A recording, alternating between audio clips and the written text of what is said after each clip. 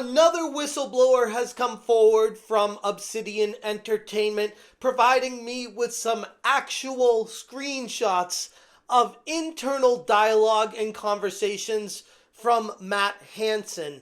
And these screenshots that have been provided to me completely expose not just the toxic environment of Obsidian Entertainment currently, but how Matt Hansen himself is actively encouraging it and making it worse. What's going on, guys? Welcome to another episode of Smash JT. This is now the third different person associated with Obsidian Entertainment reaching out to me. Like a one-off would be like, oh wow, okay, we got a whistleblower here. This is becoming like almost a daily trend where someone who works at Obsidian has had enough of the BS that they've been shoving down everyone's throat, and they want change to happen. Hit that subscribe, give me a like, and check out smashjt.com for the full and extremely exhaustive article going through not just these screenshots, but additional information I've been told from other whistleblowers about Matt Hansen and his job security situation going on at Obsidian right now, because this is getting insane. A whistleblower with internal information from Obsidian Entertainment has come forward with shocking screenshots and Slack messages from Matt Hansen, completely exposing the company's internal toxic culture. This brave individual reached out to me with a burner email to protect their identity, fearing that, once again, of course, severe backlash for daring to expose the truth would soon follow if their name got out there. And it's a trend we're seeing not just at Obsidian Entertainment, but the video game industry at large has turned into this cult-like mentality of blackballing anybody who dares speak out against the ideology,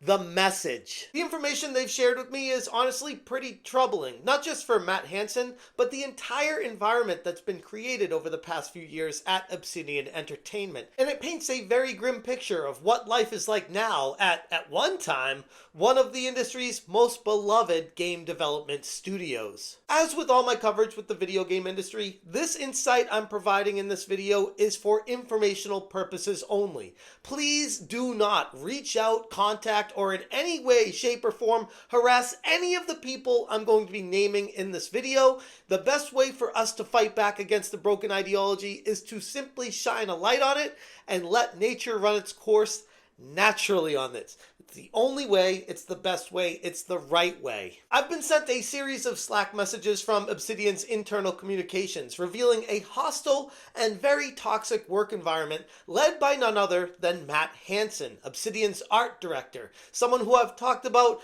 in great detail in multiple videos previously. He oversees many employees at Obsidian and by all accounts fostered an awful atmosphere where ideological conformity is not just encouraged, but demanded. And if you step out of line or dare question it, you're the next person on the chopping block. The internal Slack messages reveal a disturbing trend of certain employees at Obsidian banding together to ridicule and berate not just Elon Musk, but also going at Grums on Twitter. These people have Grum's derangement syndrome and Musk derangement syndrome. They cannot stand people on the other side of their ideologies. And with some of the things that are said here publicly on the Slack internally at Obsidian is pretty sketch. Schwa Alvarez shared the photo that many people have already seen where Elon Musk was pointing out how pronouns were in this role-playing game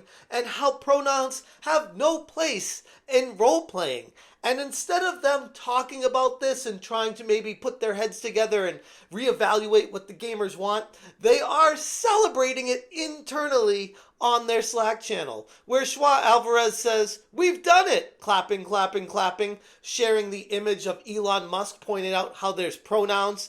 And then Schwa follows it up with, "Let me know if this is too political and I'll delete it. Just thought it was funny getting a shout out from the man himself." And honestly, taking a step back here, sure, it was out of line to share this, But at least Schwa was like, hey, if this is too political, I'll take it off the Slack, because honestly, they realize it's probably pretty unprofessional to share this and talk like this. They're just trying to own the chuds and can't help but celebrate it. But this goes to the toxic culture that's been created there, because Justin Bull replies with, "This is a badge of honor. We did well." And everybody's celebrating it with emojis and replying. And you notice a trend with all of these people I'm sharing, for the most part, include pronouns after their name. It's pretty curious that the odds of all these people have pronouns and they just happen to all work together. Or have they cultivated this environment making sure that people have gotten through the process? And that's one of the steps you have to pass. You share pronouns and then you're accepted into this cult. Daniel Chamberlain replied with, "I've never been more proud." And Jay Turner said, "Hey everyone, pack it up. We lost Grums." Think about this for a second. This is an internal Slack conversation. And this is what these people think about. Instead of focusing on making a great game, they're looking at how do we take down Elon Musk and own the chuds and make Grums look bad. And like, this is how they're approaching their work? Where did we go wrong? And Hello Rosenberg said, "LOL, this was literally my suggestion bug to add pronouns to the menu. I do this." And then followed it up with, "I kept forgetting what pronouns we picked for our QA saves and wanted to make sure our gendered dialogue was picking the right pronouns." Which, coming from someone who was a former QA tester, I can speak to this and say, okay, I might be able to understand and grasp at that stage of the game. But keeping them in after you've done all the QA goes to show that you really don't need the pronouns in there. It was something for the testing, potentially required, but putting them in and leaving them there is just giving people who don't want them a giant FU. Olivia Burkhead shared the photo of triggering conservative snowflakes is so hot right now. And Matt Hansen comes in, and you would think this is when a leader at a company would say, all right guys, having some fun, okay, let's bring it back to work, let's focus back on what we're doing here. We had our little jokes aside with this, and we're good with it, but okay, let's focus on the game, right? Nah, of course not. This is Matt Hansen. This rules. I am fully giddy over it. Good going, everybody. And people clicking the evil Patrick looking over someone emoji for people agreeing with him. This is how a leader cultivates an extremely toxic work environment, by being very negative about things that honestly, on the whole, most gamers would say, hey, we're kind of on the side with Grums. We kind of agree with Elon. And even if the people who don't, many people just want a good game. It's not about us versus them and this, that, the other thing. It's just make a good game at the end of the day. And it goes to show just how in their heads we are by daring to want good video games. Bray Seal replied with, "Stupid will be stupid, but I'll never get over how insane of a hill pronouns are to die on. Like, if you have to pretend it's not an effing backbone of language/grammar and then argue what, you shouldn't be able to choose what people effing call you in a role-playing game?"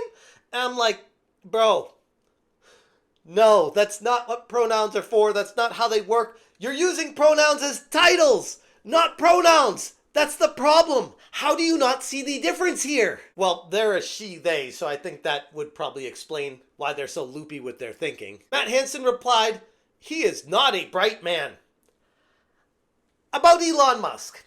Okay, so the richest man in the world, or at least one of the richest men in the entire world, who has run an electric car company, runs a social media company, runs a robotic company, an AI company, and has his hands in a lot of different areas of everything of society, and is trying to push society further, go to Mars, create SpaceX. Like, this guy has done more things this far in his life than half of humanity combined together up to this point.